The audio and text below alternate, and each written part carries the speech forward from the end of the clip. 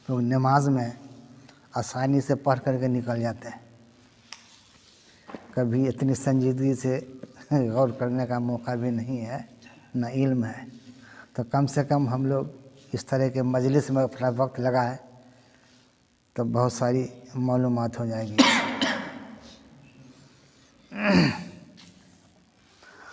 عہد کی پابندی کے سلسلے میں حدیث ہے، عہد وعدہ۔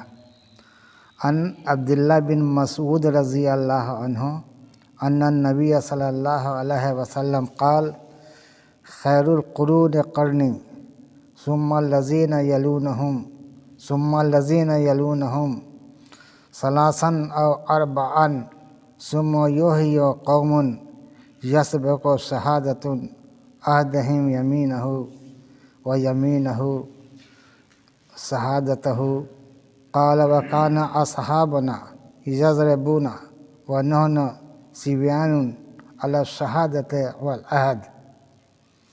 عبداللہ بن مسعود رضی اللہ عنہ کہتے ہیں نبی صلی اللہ علیہ وسلم نے فرمایا بہترین لوگ میرے زمانہ کے لوگ ہیں، صحابہ رضی اللہ عنہ، پھر وہ لوگ بہترین ہوں گے جو میرے زمانے کے لوگوں کے بعد آئیں گے، یعنی تابعین، صحابہ رضی اللہ عنہ کے تربیت یافتہ۔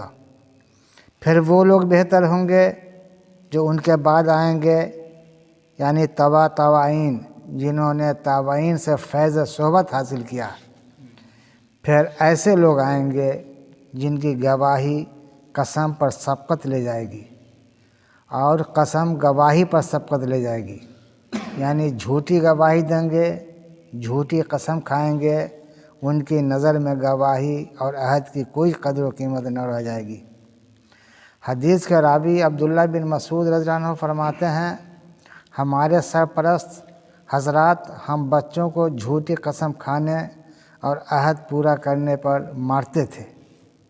یہ ان لوگوں کے دور کی بات ہے جس پر ابھی کے لوگوں کو بھی عمل کرنی چاہیے۔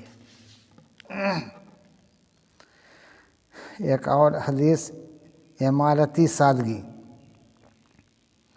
عن عبد الرومی قال دخلت على ام طلق فقلت ما اکثر سقف بیتک ھذا فقالت یا بنی ان امیر المومنین عمر بن خطاب كتب الى اماله ان لا تطیلوا بناءکم فانہ من شر ایامکم۔ عبد الرومی کہتے ہیں میں ام طلق کے گھر گیا، ان کے گھر کی چھت بہت نیچی تھی۔ میں نے کہا آپ کے گھر کی چھت کتنی نیچی ہے؟ انہوں نے کہا امیر المومنین عمر بن خطاب رضی اللہ عنہ نے اپنی حکومت کے اعلیٰ افسروں، گورنروں وغیرہ کو یہ تحریری ہدایت کی تھی کہ تم لوگ اونچی عمارتیں نہ بنانا، اگر ایسا کرو گے تو وہ برا دور ہوگا۔ یعنی جب دولت کی نمائش شاندار اونچی عمارتوں کی شکل میں کی جائے گی تو ظاہر ہے یہ امت کی دنیا پرستی کی طرف بڑھنے کی دلیل ہے، اور جس رفتار سے دنیا پرستی بڑھے گی، دین پسندی اور خدا پرستی کا جذبہ کمزور ہوتا جائے گا، اور اس کے نتیجہ کے طور پر خدا اپنی مدد سے امت کو محروم کر دے گا، جس کا آخری نقطہ باطل کی محکومی اور غلامی ہوگا۔ کیا امت اس کا مزہ نہیں چکھ رہی ہے؟ حضرت عمر رضی اللہ عنہ امت کی اسی پستی کو روکنے کے لیے بند باندھ رہے تھے۔